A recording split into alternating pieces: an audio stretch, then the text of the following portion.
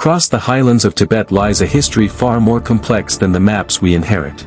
Tibet and the Qing Empire were connected across Asia, but never merged into a single political state. The relationship was called suzerainty, symbolic influence and oversight without absolute sovereignty or direct rule.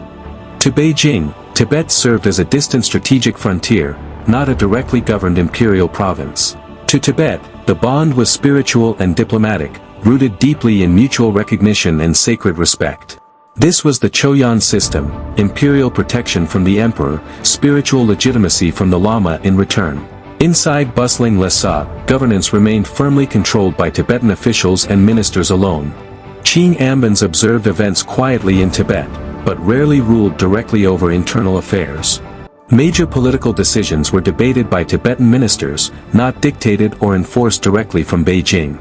Tibet maintained its own military forces to guard and defend the rugged mountain kingdom. It even minted its own silver currency, a powerful symbol of economic independence and authority. In practice, Qing influence resembled a loose diplomatic relationship, not true sovereign political control over Tibet.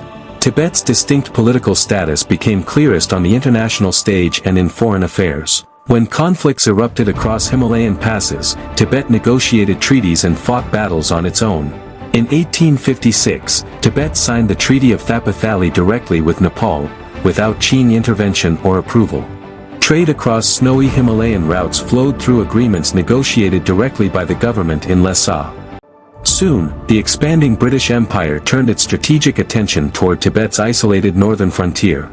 British officials, with frustration mounting over Beijing's limited influence in Tibet, bypassed Qing and turned to Lhasa. In 1904, the Young Husband expedition marched across Tibet demanding direct talks and formal negotiations. The Lhasa Convention was signed directly with Tibetan leaders, not through the Qing imperial court.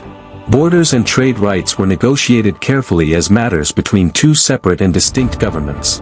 In 1913, Tibet and Mongolia formally recognized each other's independence through historic diplomatic agreement. These were the actions of a sovereign state exercising authority far beyond its own borders.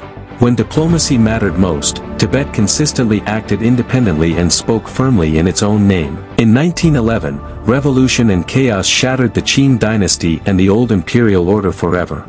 With the emperor's abdication, Qing suzerainty lost its remaining political and legal foundation entirely. The symbolic bond between Tibet and the Qing court was finally broken beyond repair forever. Soon after, the remaining Qing officials and troops peacefully departed from the sacred city of Lhasa. The 13th Dalai Lama returned triumphantly to a Tibet already functioning and governing on its own.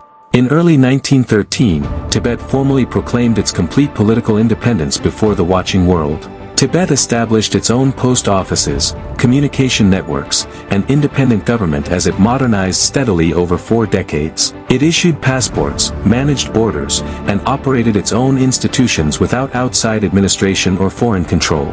In international law, collapsing empires do not automatically inherit sovereignty over former dependent territories forever. Equating Qing influence with permanent ownership oversimplifies a far more delicate and deeply complicated historical reality.